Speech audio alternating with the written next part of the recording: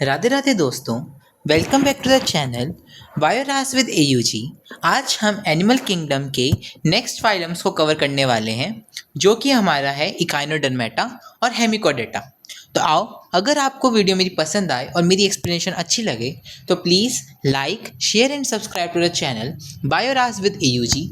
और इस तरह से आप अपनी और भी दोस्तों को इस चैनल को शेयर कर सकते हो। Also, don't forget to press the bell icon for more such content. So, let's begin. देखो, सबसे पहले हम बात करते हैं इकाइनोडर्मेटा की। ठीक है, देखो इकाइनोडर्मेटा की जब हम बात करते हैं, देखो इकाइनो का मतलब होता है स्पाइंड। ठीक है, इकाइनो का क्या मतलब होता है? इकाइनो का मतलब होता है स्पाइंड और डर्मेटा का मतलब होता है स्किन या बॉडी। तो इनके पास क्या होता है, इनकी जो पूरी स्किन होती है, इनकी जो पूरी बॉडी होती है ना, उस पर स्पाइंस लगे होते हैं। उस पर क्या होते हैं, इस तरह से स्पाइंस लगे होते हैं, तीखे तीखे स्पाइंस लगे होते हैं। ये आपको याद रखना है। तो इकाइनोडर्मेटा की जो बॉडी होती है वो कैसी होती है? स्पाइनी बॉडी होती है। दे है स्पाइनी बॉडी, ये आपको याद रखना है। तो पहली बात ये एनसीईआरटी ये बोल रही है कि देखो, these animals have an endoskeleton of calcareous ossicles. इनके पास कैसा एंडोस्केलेटन है? इनके पास कैलकेरियस ऑसिकल्स का बना हुआ क्या है? एंडोस्केलेटन है।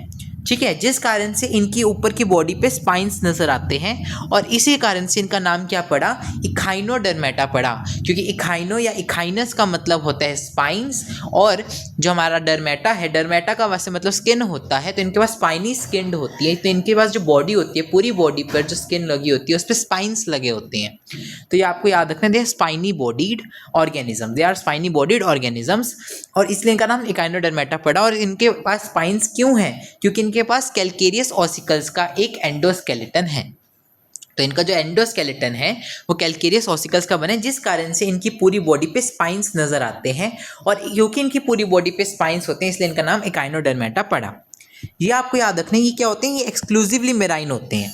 ठीक है, ये कंप्लीटली मेराइन है। ये सिर्फ और सिर्फ मेराइन में ही मिलेंगे, कभी भी ये फ्रेश वाटर में नहीं मिलेंगे, ये समुद्र में ही मिलेंगे। ठीक है, खारे पानी में ही मिलेंगे, कभी भी फ्रेश वाटर में आपको ये नज़र नहीं आएंगे। तीन हमने फाइलम की बात की थी जो फ्रेश वाटर में मिलते हैं। एक हमारा टेनोफोरा था, एक हमारा इकाइनोडर्मेटा था, एक हमारा हेमिकोडेटा था। ठीक है, तीन फाइलम थे। ये तीनों फाइलम आपको याद होने चाहिए कि ये तीन फाइलम आपके एक्सक्लूसिवली मेराइन है। और अगर ये एक्सक्लूसिवली मेराइन है तो यहाँ पर हमने एक और बात पढ़ी थी जो हम यहीं पर कर सकते हैं। क्योंकि ये एक्सक्लूसिवली मेराइन है तो यहाँ पर जो फर्टिलाइजेशन होगी वो भी एक्सटर्नल ही होगी।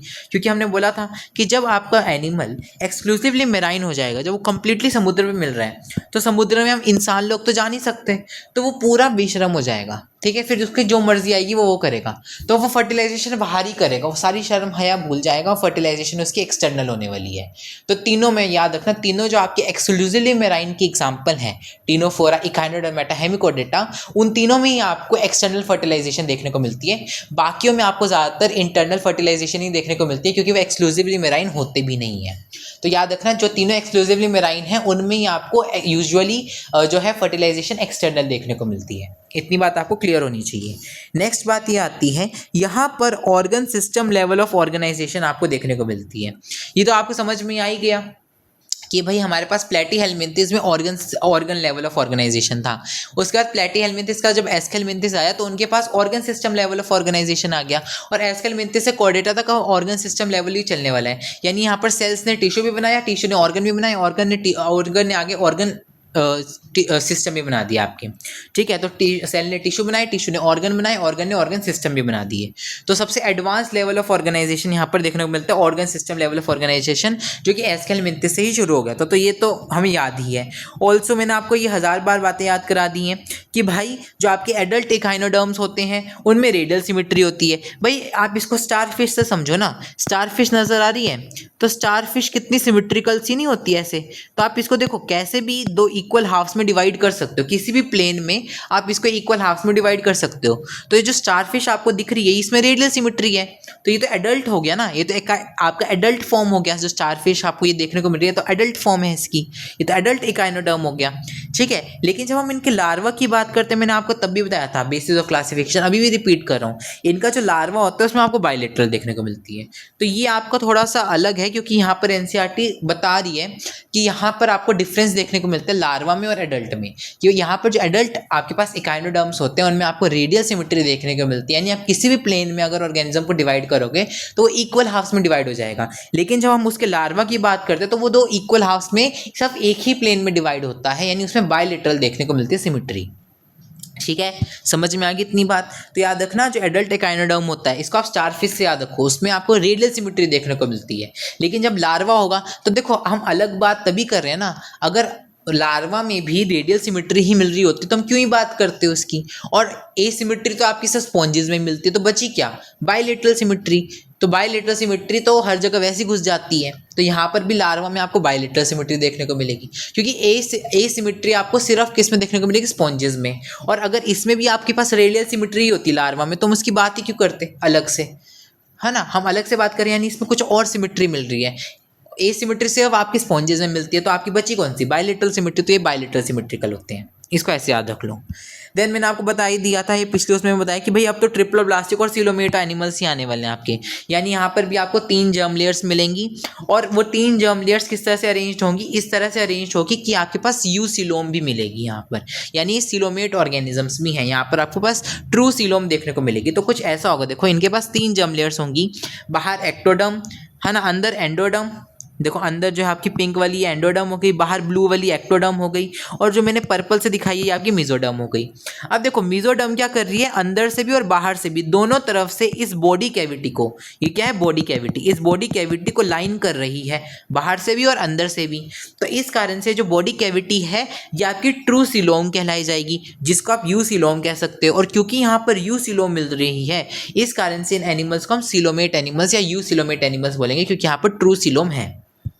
ठीक है, यू सिलोम तो आपकी भाई एस्केलमिंथिस के बाद से शुरू हो गई थी। एस्केलमिंथिस में आपके पास स्यूडो सिलोम थी, है ना, प्लेटीहेलमिंथिस में कोई सिलोम नहीं होती, एस्केलमिंथिस में झूठी सिलोम होती है। और फिर जब हम बात करते हैं एस्केलमिंथिस के बाद एनालिडा से, एनालिडा से आपकी ट्रू सिलोम मिलनी शुरू हो गई थी। तो ट्रू सिलोम जो है आपकी एनालिडा से शुरू हो गई और वो कोर्डेटा तक चलने वाली है। तो कोर्डेटा तक चलेगी तो यहाँ पर भी आपके पास सिलोमेट ही मिलेंगी एनिमल्स, इनमें भी आपको ट्रू सिलोम ही देखने को मिलेगी। तो बस ठीक है, ये रटने वाली बात नहीं है, तो आपने एक बार समझ लिया तो बस आपको याद हो ही गई है ये, है ना। अब देखो डाइजेस्टिव सिस्टम भी हमने पढ़ ही लिया था कि भाई डाइजेस्टिव सिस्टम जो है आपका इनकम्प्लीट जो है डाइजेस्टिव सिस्टम वो प्लेटीहेलमिंथिस तक मिलना था। प्लेटीहेलमिंथिस के बाद जब आपके एस्केलमिंथिस शुरू हुए तो उनसे क्या हुआ, आपके पास कंप्लीट डाइजेस्टिव सिस्टम मिल रहा था आपको, है ना। तो यहाँ पर भी आपको कंप्लीट डाइजेस्टिव सिस्टम ही मिलेगा, क्योंकि इनकम्प्लीट तो प्लेटीहेलमिंथिस तक ही था, टिनोफोरा में था, नाइडेरिया में था, और आपके पास किस में था, प्लेटीहेलमिंथिस में था। एस्केलमिंथिस से आपके पास क्या शुरू हो गया था, कंप्लीट डाइजेस्टिव सिस्टम, तो यहाँ पर भी कंप्लीट ही होगा। अच्छा, यहाँ पर अलग बात ये हुई कि यहाँ पर क्या होता है, आपको ये याद रखना कि माउथ किस सरफेस पे मिलता है, किस साइड पर मिलता है, और एनस किस साइड पर मिलती है। ठीक है, ये बात आपको याद रखनी है। तो देखो यहाँ पर जो माउथ मिलता है वो ऊपर वाले सरफेस में मिलता है, सॉरी नीचे वाले पे, और जो एनस होती है वो ऊपर वाले सरफेस पे मिलती है। मतलब ये कुछ ऐसा, इसको आप ऐसा समझो जैसे स्टारफिश है, ठीक है, ये स्टारफिश है, ये स्टारफिश, ये मैंने डायग्राम बनाया है आपके लिए, ये स्टारफिश है, इसको आप इस डायग्राम से याद रख लो, नहीं तो मैं ये गूगल वाला डायग्राम भी लाया हूँ। ठीक है, तो देखो यहाँ पर क्या है, ये इसका ऊपर वाला सरफेस है ना, ये ऊपर वाला सरफेस है, ये पूरा क्या है, इसका ऊपर वाला सरफेस ये पूरा, और जो नीचे होगा जो हमें नहीं दिख रहा, जो नीचे होगा इसके, जो जहाँ पर ये या तो समुद्र होगा या फिर रेत होगी, जो हमें नहीं दिख रहा, ठीक है, जो रेत या समुद्र के कांटेक्ट में होगा जो हमें नहीं दिख रहा, वो क्या है, इसके नीचे वाला सरफेस। ठीक है, तो ऊपर वाले सरफेस पे एनस होती है और नीचे वाले सरफेस पे यहाँ पर माउथ होती है। इसको आप ऐसे याद रख लो, स्टारफिश है ना, तो स्टारफिश अपना मुंह छुपाते हुए जाएगी, बोलेगी मैं स्टार हूँ, कोई मेरे को पकड़ ना ले, तो ये अपना मुंह छुपाते हुए जाएगी। तो मुंह से आप माउथ याद रख लो, मुंह पे माउथ होता है ना आपके, तो ऐसे याद रख लो कि जो माउथ होता है वो नीचे वाले सरफेस पे होता है और जो एनस होती है वो ऊपर वाले सरफेस पे होती है। ऐसे याद रखो। स्टारफिश ना अपने आपको स्टार समझ रही है कुछ ज़्यादा ही, तो इसको लग रहा है कि फैंस इसको घेर लेंगे तो अपना मुंह छुपाते हुए जा रही है ये, ठीक है, कि इसको स्टार जो इसके फैंस हैं वो देख ना लें, तो मुंह छुपाते हुए जा रही है, तो माउथ भी छुप जाएगा इसका, क्योंकि माउथ जो है वो मुंह पे ही होता है। तो ऐसे याद रखो, इसका माउथ जो है वो नीचे वाले सरफेस पे मिलता है जो आपको नहीं दिखता, और ऊपर वाले सरफेस पे एनस मिलती है। जो नीचे वाला सरफेस होता है इसको वेंट्रल सरफेस भी बोलते हैं, ठीक है, और जो अपर वाला सरफेस होता है, ऊपर वाला सरफेस होता है, उसको डोर्सल सरफेस भी बोलते हैं। तो याद रखना ये, ठीक है, इसको आप अगेन DU से याद रख सकते हो कि जो अपर वाला सरफेस है वो डोर्सल सरफेस है। दिल्ली यूनिवर्सिटी DU से आप याद रख सकते हो। ठीक है, और जो लोअर वाला है वो वेंट्रल है, वो उल्टा हो जाएगा।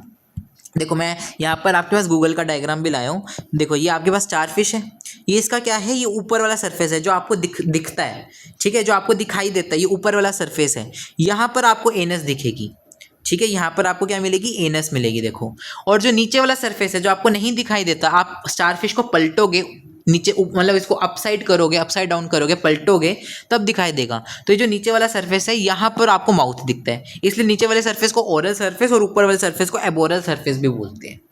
ठीक है, ये बात आपको समझ में आ गई। तो दो ओपनिंग्स होंगी क्योंकि कंप्लीट है, माउथ होगा, एनस होगी, दोनों ओपनिंग्स, और आपके पास यहाँ पर माउथ अपर सरफेस पे, सॉरी माउथ आपका लोअर सरफेस या वेंट्रल सरफेस पे, और एनस जो आपका अपर या डोर्सल सरफेस पे आपको मिलने वाला है।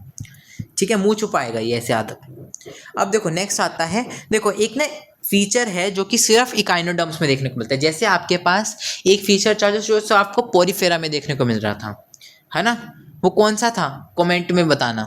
ठीक है, वाटर ट्रांसपोर्ट सिस्टम, है ना, और यहाँ पर आपको कौन सा देखने को मिलता है, वाटर कैनाल सिस्टम। तो आपको दो याद रखने, दोनों अलग अलग हैं, कंफ्यूज मत होना। पोरीफेरा या स्पॉन्जेस में वाटर ट्रांसपोर्ट सिस्टम मिलता है और इकाइनोडर्म्स में वाटर कैनाल सिस्टम मिलता है। और ये जो है वाटर कैनाल सिस्टम सिर्फ और सिर्फ इकाइनोडर्म्स में मिलता है, और वाटर ट्रांसपोर्ट सिस्टम सिर्फ से सिर्फ पोरीफेरा में मिलता है। ठीक है, ये बात आपको याद रखनी है। तो it is the distinctive feature of echinoderms, ये सिर्फ और सिर्फ इकाइनोडर्म्स में मिलता है। तो ये क्वेश्चन आ सकता है कि वाटर कैनाल सिस्टम आपको किस फाइलम में देखने को मिलता है, इकाइनोडर्म्स में। ठीक है, अब देखो इसमें होता क्या है, देखो इकाइनोडर्म्स में क्या होता है, इसमें इस तरह से होता है। देखो स्टारफिश से समझो, स्टारफिश से मैं समझा रहा हूँ आपको।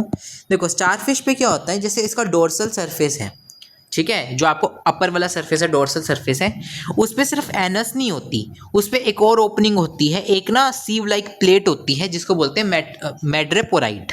क्या बोलते हैं, मैड्रेपोराइट, ये आपको याद रखना है। तो डोर्सल सरफेस पे एक तो एनस होता है, दूसरा मैड्रेपोराइट होती है। मैड्रेपोराइट क्या होती है, एक छल्ली जैसी प्लेट होती है, सीव लाइक प्लेट होती है, जो कि आउटर सरफेस, अपर सरफेस या डोर्सल सरफेस पे प्रेजेंट होती है।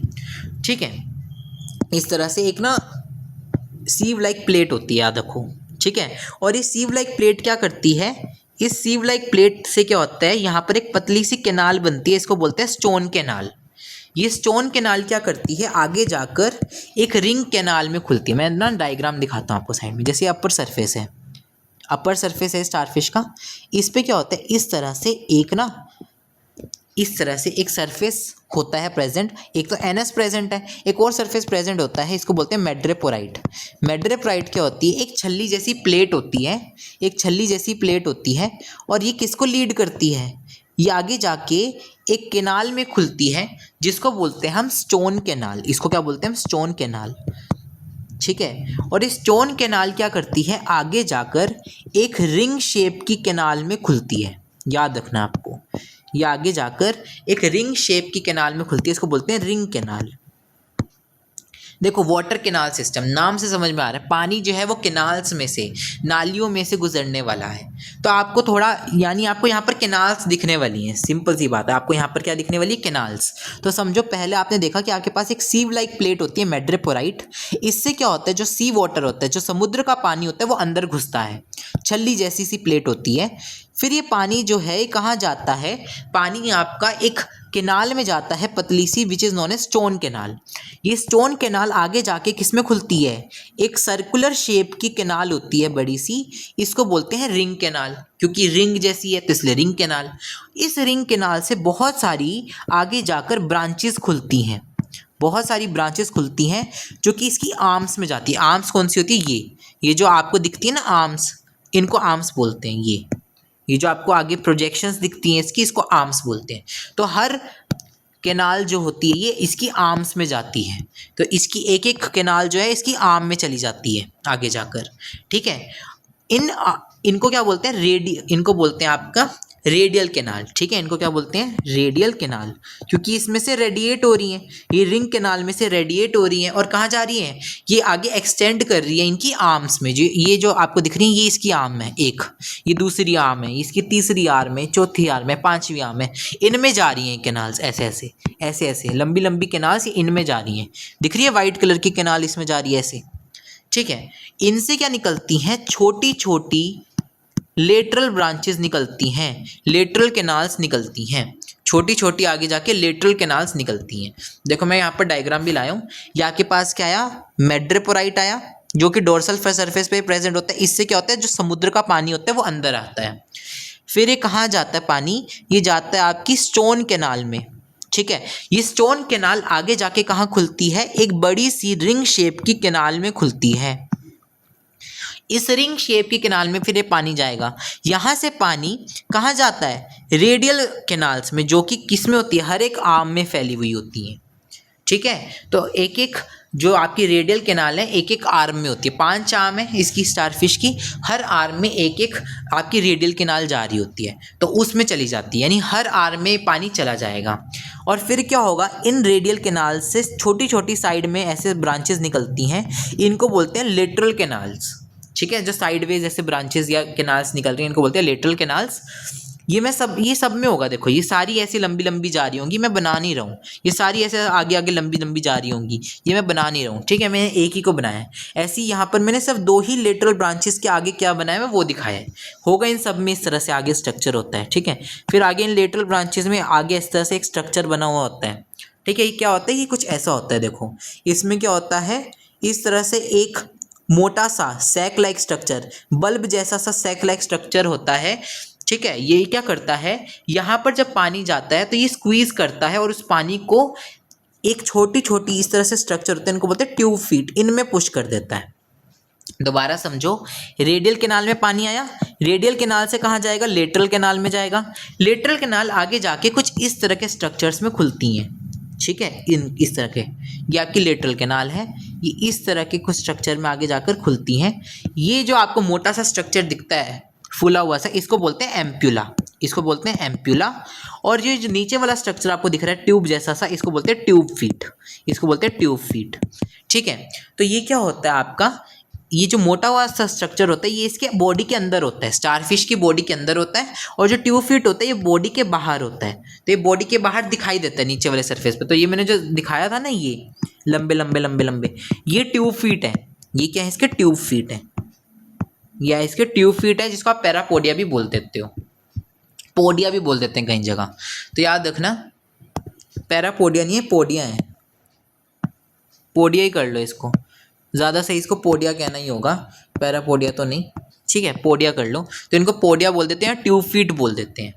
ठीक है, इनको ट्यूब फीट बोल देते हैं। तो इस तरह से इसके ट्यूब फीट होते हैं, जो कि आपको मैंने बनाए हुए दिखाई दे रहे हैं। ये बॉडी के बाहर होते हैं, और जो एम्पुला होते हैं वो इसकी बॉडी के अंदर होते हैं, वो आपको नज़र नहीं आते, पर ट्यूब फीट आपको अंदर, आपको बॉडी के बाहर नज़र आते हैं। तो होता क्या है, जैसे लेटरल ब्रांचेज में, लेटरल कैनाल में पानी आया, ये पानी जो होता है ये आगे जाकर एम्पुला में भर जाता है। एम्पुला क्या करता है, फिर स्क्वीज कर जाता है, पिचक जाता है। ठीक है, और इस पानी को ट्यूब फीट में पुश कर देता है, ट्यूब फीट में डाल देता है। समझ में आया, लेटरल ब्रांचेस में पानी आया लेटरल कैनाल में, कहाँ से, रेडियल कैनाल से, रेडियल कैनाल से लेटरल ब्रांचेस में आया, लेटरल कैनाल में आया, और फिर आगे जाकर ये एम्पुला में भर जाता है पानी। ये सारा पानी जो है इस एम्पुला में जाकर भर जाता है, और ये फिर एम्पुला स्क्वीज कर जाता है, पिचक जाता है, और सारे पानी को इन पतली पतली ट्यूब लाइक स्ट्रक्चर्स में पुश कर देता है, जिसको बोलते हैं हम ट्यूब फीट। ठीक है, इनमें पुश कर देता है, और यहाँ से फिर पानी इन ट्यूब फीट से बाहर निकल जाता है। मतलब पानी जो है वो मैड्रेपोराइट से घुसता है, स्टोन कैनाल में जाता है, स्टोन कैनाल से जो रिंग कैनाल होती है उसमें घूमता है, रिंग कैनाल से जो पूरी सारी की सारी इसकी आर्म्स हैं उनमें चला जाते हैं through radial canal, radial canal से छोटी छोटी लेटरल कैनाल्स निकलती हैं, उनमें चला जाता है ये पानी। उन लेटरल कैनाल से इस तरह से स्ट्रक्चर निकलते हैं, जहाँ पर एक ही एम्पुला होता है मोटा सा, और एक पतली सी ट्यूब लाइक स्ट्रक्चर होती है जो कि ट्यूब फीट कहलाती है। ये आपको नज़र आती है क्योंकि बॉडी के बाहर होती है, एम्पुला आपका बॉडी के अंदर ही होता है, ये आपको नज़र नहीं आएगा जब तक आप उसको काटोगे नहीं, स्टारफिश को। ठीक है, फिर क्या होगा, ये पानी जो है लेटरल कैनाल से इस एम्पुला में जाकर भर जाएगा। एम्पुला जो है वो स्क्वीज करेगा, जैसे आपने देखा ना वो आइसक्रीम वाली आपने रेडियाँ देखी होंगी, तो उस पर इस तरह से बैलून लगे होते हैं, मतलब बैलून लाइक स्ट्रक्चर्स लगे होते हैं रबड़ के, जिनको वैसे दबाते हैं तो हॉर्न जैसी आवाज़ निकलती है ना, इस तरह से होते हैं ना वो, इस तरह से देखो, एक मोटा सा होता है और इस तरह से बाहर हॉर्न लगा हुआ होता है इस तरह से, तो वो इसको ऐसे दबाते हैं और यहाँ से हॉर्न की आवाज़ निकलती है। तो वैसा सही है, ये जो मोटा सा स्ट्रक्चर है ये स्क्वीज कर जाता है, पिचक जाता है, और सारा का सारा पानी इन ट्यूब फीट में आ जाता है। जो इसमें एम्पुला में भरा था वो इसमें ट्यूब फीट में आ जाता है और यहाँ से बाहर निकल जाता है। तो इस तरह से आपका ये वाटर कैनाल सिस्टम चलता है, जहां पर वाटर जो है वो इन कैनाल्स में फ्लो करता है, मैड्रेपोराइट से घुसकर ट्यूब फीट के थ्रू बाहर बॉडी के निकल जाता है। अब इस वाटर कैनाल सिस्टम के क्या फ़ायदा होता है, ये हेल्प करता है in locomotion, capture and transport of food and respiration. ठीक है, इसको आप FLR से भी याद रख सकते हो या फिर FRL से भी याद रख सकते हो, कैसे भी याद रख सकते हो। इसको आप याद रख लो। एक तो रेस्पिरेशन में हेल्प करता है। कैसे हेल्प करेगा, सोचो, पानी आ रहा है तो पानी में ऑक्सीजन आ रही होगी, पानी के साथ साथ जो उसमें डिजोल्व्ड ऑक्सीजन है वो भी तो आ रही होगी, तो ये उसको ले लेगा और जो उसमें जो सेल्स में कार्बन डाइऑक्साइड बन रही होगी वो इसमें डाल देगा पानी में, और वो पानी फिर बॉडी से बाहर निकल जाएगा। तो इस तरह से एक्सचेंज कर सकता है गैसेस का, क्योंकि उसमें पानी में ऑक्सीजन मिक्स होकर आ रही होगी ना, तो उसको ले लेगा और उसमें कार्बन डाइऑक्साइड डाल देगा अपनी। ठीक है, लोकोमोशन में हेल्प कर सकता है। कैसे हेल्प करता है मैं बताता हूँ। बेसिकली होता क्या है, जो ये ट्यूब फीट होते हैं, इनका नाम फीट क्यों रखा गया है? फीट इसलिए रखा गया है क्योंकि इसके पैरों की तरह एक्ट करते हैं, इसलिए इनका नाम पोडिया भी है, क्योंकि ये पैरों की तरह एक्ट करते हैं। ये जब हिलते हैं ना, ट्यूब फीट जब मूव करते हैं तो आपका स्टारफिश मूव करता है। जब आप एक ना, मैं जिफ लाने वाला था पर मेरे को ना जिफ लगानी आती नहीं है, तो मैं आपको वैसे ही बता देता हूँ। आप देखना, इसकी वीडियोस अवेलेबल होती हैं, आप देखना। ठीक है, आप सर्च करना स्टारफिश मूविंग ऑन अ बीच, तो आपको मिल जाएगी। तो आप उसमें देखोगे कि वो जो अपने ट्यूब फीट होती है ना उनको हिलाती है। बेसिकली इसके ट्यूब फीट मूव करते हैं, हिलते हैं आगे पीछे। उस कारण से जो ये स्टारफिश होती है वो एक जगह से दूसरी जगह पर मूव करती है, लोकोमोट करती है। और वो ट्यूब फीट ऐसे नहीं है कि वो अपने आप चल रहे हैं, वो इसी वाटर कैनाल सिस्टम की मदद से ही चलते हैं। वाटर कैनाल सिस्टम जो होता है वो उनको चलने में हेल्प करता है। वो उतना डिटेल में आपके पास है नहीं। बेसिकली जब ये कॉन्ट्रैक्ट करते तो जो ट्यूब फीट के मसल्स होती है ना वो भी कॉन्ट्रैक्ट करती हैं, जो आपका एम्प्लॉय कॉन्ट्रैक्ट करता है, तो इस कारण से वो मूव करती हैं। ये इतना सिलेबस पे आपके है नहीं, ठीक, आपको पढ़ना नहीं है। आप बस इतना याद रखो कि वाटर कैनाल सिस्टम ही हेल्प करता है ट्यूब फीट्स को मूव करने में, ट्यूब फीट की मसल्स को आगे पीछे मूव करने में, और उस कारण से ये स्टारफिश मूव करेगा। तो इस इनडायरेक्टली जो वाटर कैनाल सिस्टम है वही इसको लोकोमोशन में हेल्प कर रहा है, एक जगह से दूसरी जगह पर चलने में हेल्प कर रहा है। और तीसरा, capture and transport of food. भाई वाटर के साथ साथ कुछ ना कुछ फूड भी आ रहा होगा, तो उस तरह से कैप्चर और ट्रांसपोर्ट ऑफ फूड में भी हेल्प करेगा। थोड़ा थोड़ा ये वाटर ट्रांसपोर्ट जैसा भी है। ठीक है, तो आप इस तरह से आइडिया रख रहे हो एक कि locomotion, respiration and capture and transport of food. FRL से भी याद रख सकते हो, FLR से भी याद रख सकते हो, ट्रिक हो गई। दूसरा आप समझ के भी याद कर सकते हो। ठीक है, ये डायग्राम तो हमने देख ही लिया स्टारफिश का। ठीक है, इस तरह से बाहर देखो NSB और मैड्रेपोराइट भी होती हैं। सीव लाइक प्लेट होती है, पोरस होती है, इससे पानी घुसता है। ठीक है, यहाँ पर डाइजेस्टिव सिस्टम दिखा रखा है, देखो इसका। ठीक है, डाइजेस्टिव ग्लैंड्स, इतना आपको नहीं जाना, बस देख लो, ये मज़ा आएगा देखने में, है ना। देखो एम्पुला है, ट्यूब फीट बना रखे हैं इन्होंने, पोडियम या ट्यूब फीट कह सकते हैं ना, तो इस तरह से। अब देखो नेक्स्ट आता है आपके पास, इसके पास कोई भी एक्सक्रीटरी सिस्टम प्रेजेंट नहीं है। इसको आप ऐसे याद रख लो कि भाई स्टारफिश है ना, स्टारफिश सुंदर होती है, तो हमें क्या लगता है कि भाई ये कभी भी वेस्ट नहीं निकालती होगी अपनी बॉडी का, है ना। हमें यही लगता है ना ऐसे सोच के कि भाई ये अपनी बॉडी का कभी वेस्ट निकालती नहीं होगी, इसकी बॉडी में तो वेस्ट बनता ही नहीं होगा, इतनी सुंदर है। तो ऐसे याद रख लो कि भाई इसके पास एक्सक्रीटरी सिस्टम एब्सेंट है। ये सिर्फ याद करने का तरीका है, इसको ज़्यादा सीरियस मत लेना। ये सिर्फ याद करने के लिए एक तरीका है, इसको आप ऐसा स्टोरी की तरह याद रख सकते हो कि वह स्टारफिश तो कितनी सुंदर दिखती है, वो क्या ही वेस्ट निकालती होगी। वेस्ट तो गंदी चीज़ होती है ना, वो क्या ही वेस्ट निकालती है, वो तो इतनी सुंदर होती है, हम इमेजिन ही नहीं कर सकते कि स्टारफिश अपनी बॉडी से वेस्ट निकाल रही है। तो ऐसे याद रख लो कि इसके पास रेस्पिरेटरी सिस्टम एक्सक्रीटरी सिस्टम जो होता है वो एब्सेंट होता है। ठीक है, रेस्पिरेशन तो उसी के थ्रू हो रही है, वाटर कैनाल सिस्टम के थ्रू। तो आप याद रखो कि यहाँ पर क्या होता है, जो इसके पास एक्सक्रीटरी सिस्टम होता है वो एब्सेंट होता है। जिसके पास सेक्सेस होते हैं वो सेपरेट होते हैं, डायोशियस नेचर है यहाँ पर। मैंने बता ही दिया था आपको कि भाई आपके पास जो एस्केलमेंथिस है उसके पास ज़्यादातर आपको डायोशी देखने को मिलेगी ऑर्गेनिजम्स में। ठीक है, यानी सेक्सेस सेपरेट है, मेल और फीमेल अलग अलग हैं। रिप्रोडक्शन यहाँ पर सेक्शुअल होती है, फर्टिलाइजेशन एक्सटर्नल होती है, बताई दिया मैंने। और डेवलपमेंट कैसी होती है, इनडायरेक्ट होती है, क्योंकि लार्वा बनता है। लार्वा जब बनता है उसी को तो इनडायरेक्ट डेवलपमेंट बोलते हैं, और लार्वा नहीं बन रहा तो डायरेक्ट डेवलपमेंट होगी कि यंग वन डायरेक्ट बन रहा है, लार्वा नहीं बन रहा बीच में। अब देखो कैसे याद रखोगे भैया, हमने अलग से पढ़ा तो है कि लार्वा जो होता है इकाइनोडर्म्स का, उसमें बायलेटरल सिमेट्री होती है, मतलब लार्वा होता है ना इकाइनोडर्म्स का, तो ऐसे याद रख लो, यानी लार्वा है तो इनडायरेक्ट डेवलपमेंट है, तो डेवलपमेंट इनडायरेक्ट है। और लार्वा कैसा होता है, इनका फ्री स्विमिंग होता है, फ्रीली तैरता रहता है पानी में। ठीक है, इसकी ट्रिक देखो याद करने की एग्जांपल्स। एक आंटी कुकुम्बर लाई ऑफिस में, ठीक है, एक आंटी क्यूकम्बर लाई ऑफिस में, ठीक है, एक आंटी है वो क्यूकम्बर लाई ऑफिस में। तो एक से आएगा इखाइनस जिसको बोलते हैं सी अर्चिन, आंटी से आएगा एंटीडोन जिसको बोलते हैं सी लिली, क्यूक्यूम्बर से आएगा सी क्यूक्यूम्बर जिसका नाम होता है क्यूक्यूमेरिया, ऑफिस से आएगा ओफ्यूरा ब्रिटल स्टार, ठीक है। और आपके नेक्स्ट आते हैं, देखो आपको एक तो याद हो ही जाएगा, मैंने इतना आपको एग्जांपल करके बताया, स्टारफिश एस्टीरियास, ठीक है। ऐसे याद रखो एस्टीरियास में भी स्टार आता है और स्टारफिश में भी स्टार आता है, तो स्टार स्टार एक जैसा ही है ना, तो एस्टीरियास स्टारफिश ऐसे याद रख लो, एस्टीरियास में भी स्टार आता है और स्टारफिश में स्टार आता है, तो Asterias is the name of starfish, तो ऐसे याद रख लो, आपको याद हो जाएगा, ठीक है। तो एक आंटी क्यूकम्बर लाई ऑफिस में, ठीक है। ये देखो एनसीईआरटी का डायग्राम लाया, ये क्या है, स्टारफिश, ठीक है, दिख रहे हैं स्पाइन्स इसके ऊपर, ये देखो तिखे तिखे स्पाइनी बॉडीड होते हैं इसलिए इनका नाम इकाइनोडर्म्स है, ठीक है। और ये आपका ओफ्यूरा है ब्रिटल स्टार, ये आपका एस्टीरियास है स्टारफिश, ठीक है। ये आपको लेबलिंग आनी चाहिए, पूछ सकते हैं डायग्राम्स, ठीक है। नेक्स्ट आता है हेमिकोडेटा। देखो हेमिकोडेटा क्या है, ये एनसीईआरटी कह नहीं रही है पर मैं आपको बताता हूँ। देखो इसको ना आप कनेक्टिंग लिंक कह सकते हो between non coordinates and coordinates. क्यों कह रहा हूँ मैं, इसमें इस लाइन पे दोबारा आऊँगा, पहले हम नीचे वाली बातें पढ़ लेते हैं। देखो जो आपका हेमिकोडेटा था ना, इसका नाम में आप ध्यान से देखो तो कोडेटा आता है, हेमिकोडेटा कोडेटा आता है। बेसिकली ना ये पहले कोडेटा का ही मेंबर था, ठीक है। ये पहले सब फाइलम की तरह कंसीडर किया जाता था अंडर फाइलम कोडेटा। फाइलम कोडेटा है जो आपकी, अब हम पढ़ेंगे इसके बाद अगली जो हम फाइलम कोडेटा लेके बैठेंगे, ठीक है।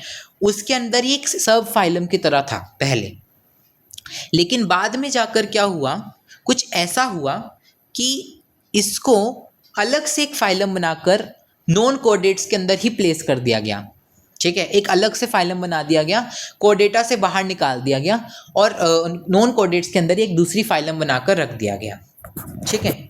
अब ऐसा क्या हुआ समझो, इसके पास ना बेसिकली एक ऐसा स्ट्रक्चर होता है कोड लाइक स्ट्रक्चर। हमने पढ़ा था ना कोडेटा और नॉन कोडेटा में क्या डिफरेंस होता है, क्या है वो चीज़ जो कोडेटा को कोडेटा बनाती है, वो होती है नोटोकोड।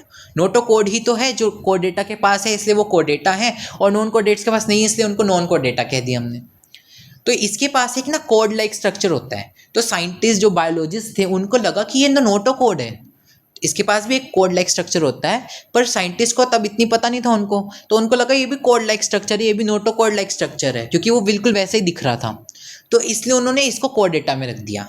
बाद में जब वो रिसर्च हुई तब पता चला कि वो एक्चुअल में नोटो कोड नहीं है, वो उसके जैसा है पर वो नोटो कोड नहीं है, वो एक प्री डेवलप्ड स्ट्रक्चर है, नोटो कोड से पहले वाला स्ट्रक्चर है। मतलब नोटो कोड से पहले जो स्ट्रक्चर बनता है जो पूरी तरह से डेवलप्ड नहीं है, वो वैसा स्ट्रक्चर है और उसको स्टोमो कोड कहते हैं। क्या बोलते हैं, स्टोमो कोड, उसको स्टोमो कोड कहा जाने लगा, और इसको फिर अलग से फाइलम रखा गया क्योंकि इसके पास नोटो कोड नहीं है, तो इसलिए इसको नॉन कोडेट्स में रखा गया और अलग से फाइलम बना दिया गया हेमिकोडेटा करके, ठीक है। तो क्या बोला मैंने, इसके पास एक रूडिमेंट्री स्ट्रक्चर होता है कॉलर रीजन में। कॉलर रीजन अभी हम पढ़ेंगे, इसके पास एक रीजन होता है कॉलर रीजन, उसमें एक रूडिमेंट्री स्ट्रक्चर होता है, मतलब एक ऐसा स्ट्रक्चर जो पूरी तरह से डेवलप्ड नहीं है, जो किसी पूरी तरह से डेवलप्ड स्ट्रक्चर से जस्ट पहले वाली स्टेज होती है, उसको बोलते हैं रूडिमेंट्री स्ट्रक्चर, जिसको क्या बोलते हैं हम, स्टोमो कोड, जिसको क्या कहा जाता है, स्टोमो कोड कहा जाता है। और ये जो स्ट्रक्चर होता है बिल्कुल नोटो कोड जैसा दिखाई देता है, पर ये नोटो कोड है नहीं, जिस कारण से इसको पहले कोडेटा में रखा गया था, लेकिन जब पता चला कि एक्चुअल में नोटो कोड तो है नहीं, ये तो उससे पहले वाला स्ट्रक्चर है जो कि अभी तक पूरी तरह से डेवलप हुआ नहीं है, तो इसलिए इसको फिर अलग से फाइलम बनाकर नॉन कोडेटा में ही रख दिया गया क्योंकि नोटो कोड इसके पास नहीं है। और इस कोड लाइक स्ट्रक्चर को क्या बोलते हैं, स्टोमो कोड, याद रखना। इसलिए मैंने कहा क्योंकि इसके पास हल्का हल्का कोड लाइक स्ट्रक्चर डेवलप होने लग गया, इसलिए पूरी तरह से आप कह सकते हो कि हाँ पक्का नॉन कोडेट भी नहीं है देखा जाए तो, और पक्का कोडेट भी नहीं है। तो इसको इसलिए मैंने कहा कि एनसीईआरटी नहीं कह रही, पर आप वैसे कह सकते हो it is a connecting link between non कोडेट्स and कोडेट्स, कि इवोल्यूशन के दौरान जब नॉन कोडेट्स बन रहे थे तो कौन सा ऑर्गेनिज्म बना बीच में, वो है आपका हेमिकोडेटा, ठीक है। अभी समझ लो, ज़्यादा दिमाग लगाने की जरूरत नहीं, एनसीईआरटी में वैसे भी नहीं लिखा ये, ठीक है। अब देखो इनकी जो बॉडी होती है वो सिलेंड्रिकल होती है, ठीक है, और इसमें 3 पार्ट्स होते हैं, एक तो एंटीरियर यानी सबसे ऊपर आपका प्रोबोसिस होता है, हेड नहीं होता, प्रोबोसिस बोलते हैं हम यहाँ पर। नीचे कॉलर होता है और फिर ट्रंक होती है। ठीक है, इसको आप पीसीटी से याद रख सकते हो। जैसे हम नेफ्रॉन पढ़ते हैं ना, आपने अगर पढ़ा है तो अच्छी बात है, वैसे 10th में लगा होता है, पर नहीं पढ़ा तो बता देता हूँ। नेफ्रॉन हम एक स्ट्रक्चर पढ़ेंगे एक्सक्रीटरी सिस्टम में आगे जाकर ह्यूमंस में, तो वहाँ आप एक स्ट्रक्चर पढ़ोगे प्रॉक्सिमल कॉन्वोल्यूटेड ट्यूब्यूल पीसीटी। तो वहाँ से आप याद रख सकते हो कि एक तो पीसीटी आपका प्रॉक्सिमल कॉन्वोल्यूटेड ट्यूब्यूल है, दूसरा पीसीटी आपका ये है पीसीटी, प्रोबोसिस कॉलर ट्रंक। ठीक है, प्रोबोसिस हेड नहीं है, हेड की जगह प्रोबोसिस है, नीचे कॉलर है और फिर ट्रंक है। ये एनसीईआरटी के डायग्राम को मैंने बनाने की कोशिश की है। या के पास बेलेनोग्लोसस है, it is an example of, आपका एक एग्जांपल है इसका हेमिकोडेटा का। ठीक है, तो यहाँ पर प्रोबोसिस होता है, फिर आपका ये कॉलर है और फिर ट्रंक है। देखो हालांकि इसमें लेबलिंग में कुछ गड़बड़ है एनसीईआरटी में, पर छोड़ो, हमें एनसीईआरटी के हिसाब से चलना है, तो हम गलत लेबलिंग ही याद कर लेंगे, हम सही नहीं करेंगे। ठीक है, तो ऐसे याद रख लो, जो ऊपर वाला है वो प्रोबोसिस है, जो कॉलर जैसा सा दिख रहा है, कॉलर जैसा नहीं लग रहा है जैसे हम कॉलर पहनते हैं शर्ट का, फिर नीचे टाई होती है, तो वैसे ही लग रहा है कॉलर जैसा सा, तो ऐसे याद रख लो, इसी को कॉलर कह देंगे और फिर नीचे वाला ट्रंक आ जाएगा। ठीक है, तो पीसीटी। ठीक है, तो 3 इसके पार्ट्स होते हैं, interior proboscis, a collar and a long trunk, एक लंबी सी ट्रंक। ठीक है, देखो the phylum consist of a small group of worm like marine animals with organ system level of organisation. पहली बात, ये भी आपके एक्सक्लूसिवली मेराइन होते हैं, ये बात हमने पढ़ी थी, है ना। आपके जो हेमिकोडेटा होते हैं ये भी एक्सक्लूसिवली मेराइन होते हैं। पता है कहाँ रहते हैं? समुद्र के ज़मीन में रहते हैं, जैसे समुद्र है ये, जैसे आपका पूरा समुद्र है ये। ठीक है, जो समुद्र की सबसे नीचे वाली धरातल होती है ना, उसमें पिट्स बनाकर, उसमें इस तरह से गुफाएं बनाकर, छोटी छोटी सी पिट्स बनाकर, गड्ढे बनाकर रहते हैं। इसमें ऐसे रहेगा ये बेलेनोग्लोसस जैसे, मतलब इस तरह से ये रहेगा आपका हेमिकोडेटा। ठीक है, इस तरह से इसमें ऐसे गड्ढे बनाकर इस तरह से रहेगा ये, इस तरह से गड्ढे बनाकर, ये गड्ढा है और इसमें ऐसे रहेंगे ये। ठीक है, तो इस तरह से एक्सक्लूसिवली मेराइन होते हैं ये। ठीक है, याद रखना, वोम लाइक एनिमल्स का, वोम लाइक क्रिएचर्स का, वोम जैसा कीड़े जैसे तो लग रहा है, जैसे कोई कीड़ा सा, वोम वोम ही तो लग रहा है कोई, जैसे आपने वोम पढ़ी ना, अर्थ वोम वगैरह सा, वैसा सा स्ट्रक्चर लग रहा है ना, वोम लाइक स्ट्रक्चर। तो वोम लाइक मेराइन एनिमल्स, जो समुद्री एनिमल्स हैं, तो उनका ये ग्रुप है छोटा सा। ठीक है, और इसमें भी organ system level of organisation है, कोडेटा तक ऑर्गन सिस्टम ही मिलना है आपको। इसमें ये कैसा बायलेटरल सिमेट्रिकल, ये आपको पता है, मैंने आपको बता दिया कि जितने भी आपके 4 फाइलम है, कौन कौन से आपका, एक तो स्पॉन्जेस, उसमें से एसिमेट्री है। 3 आपके कौन से, एक आपका जो है सिलेंट्रेटा। ठीक है, देन आपका टीनोफोरा। ठीक है, सिलेंट्रेटा को हम नाइडिडिया भी कह देते हैं, और आपका इकाइनोडर्मेटा। इनमें आपको क्या मिलती है? Adult echinoderms. इनमें क्या मिलती है आपको? रेडियल सिमेट्री मिलती है। तो जो बच गया उनमें सब में आपको बायलेटर मिलने, तो इनमें भी बायलेटर सिमेट्री मिलने वाली है। ये भी ट्रिप्लोब्लास्टिक है, सिलोमेट एनिमल्स हैं। वही चीज़ देखो, इनमें भी 3 जर्म लेयर्स होंगी, एक्टोडर्म, एंडोडर्म, मीजोडर्म, और बीच में इनमें भी ट्रू सिलोम मिलेगी, जो कि आपकी एनालिडा से शुरू हो गई थी। ठीक है, तो ये भी ट्रू सिलोमेट है, ये भी यू सिलोमेट है, इनमें भी यू सिलोम मिलेगी। तो ये सिलोमेट एनिमल्स हैं, एक्सक्लूसिवली मेराइन है, इसलिए इनमें भी आपको एक्सटर्नल फर्टिलाइजेशन देखने को मिलती है। याद रखना, मैंने बताया ना, जो आपके एक्सक्लूसिवली मेराइन है वो सारी शर्म हया भूल चुके हैं, उनमें एक्सटर्नल फर्टिलाइजेशन मिलनी है, क्योंकि उनको ये है कि भाई इंसान तो आने नहीं है, तो हम शर्म किससे करें, तो वो पूरी तरह से बेशर्म हो जाएंगे, एक्सटर्नल फर्टिलाइजेशन करेंगे। इनमें भी सेक्सेस सेपरेट हैं, मेल फीमेल अलग है, डायोशी नेचर है, जो कि आपकी एक्सकेलमेंथ से शुरू हो चुकी है, तो यहाँ पर भी मिलेगी ही। रिप्रोडक्शन इनमें सेक्सुअल है। ठीक है, और सर्कुलेटरी सिस्टम कैसा है? इनमें ओपन टाइप है। देखो भाई, फर्टिलाइजेशन की अगर हम बात कर रहे हैं, तो फर्टिलाइजेशन गैमीट्स की तो होगी, तो सेक्सुअल रिप्रोडक्शन ही तो होगी, तो रिप्रोडक्शन इसलिए सेक्सुअल है। अच्छा, सर्कुलेटरी सिस्टम इनमें ओपन होता है। ठीक है, क्योंकि कोडेटा नहीं है ना, ये कोडेटा में आपके पास क्लोज जाता है, तो याद रखना इनमें सर्कुलेटरी सिस्टम आपका अभी भी ओपन है, क्योंकि ये कंप्लीटली अभी कोडेटा बना नहीं है, ये प्रोसेस में है, तो इसमें जो सर्कुलेटरी सिस्टम है वो ओपन ही मिलेगा। ठीक है, कोडेटा में आपके पास क्लोज आता है, लेकिन अब ये कोडेटा का मेंबर नहीं है, तो ये मत याद सोचना कि ये तो पहले तो था ना कोडेटा, तो क्लोज आना चाहिए, नहीं, ये कोडेटा का मेंबर नहीं है। तो ऐसे याद रखो कि हम इसको क्लोज सर्कुलेटरी सिस्टम नहीं देंगे, क्योंकि ये कोडेटा का मेंबर नहीं है, तो इसको हम क्या देंगे? सिर्फ ओपन। क्लोज आपके पास सिर्फ 3 में है, याद रखना, एनालिडा, कोडेटा और आपका सिफेलोपोडा, जो कि मोलस्का का एक छोटा सा ग्रुप होता है। ठीक है, तो याद रखना इसमें भी ओपन ही मिलने वाला है। रेस्पिरेशन कैसी होती है? गिल्स के थ्रू होती है, क्योंकि एक्सक्लूसिवली मेराइन है, ऐसे याद रख लो, समुद्र में मिल रहा है, पानी में मिल रहा है, तो गिल्स के थ्रू ही करेगा, ऐसे याद कर लो, ठीक है।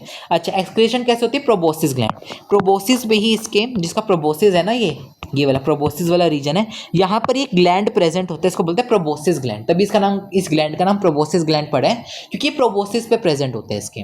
तो वहाँ पर एक ग्लैंड प्रेजेंट होता है प्रोबोसिस ग्लैंड, इसके थ्रू ये एक्सक्रीशन करता है, इजी, क्योंकि इसके पास प्रोबोसिस है तो प्रोबोसिस ग्लैंड होगा, उसके थ्रू ये एक्सक्रीशन करेगा, इजी पीजी।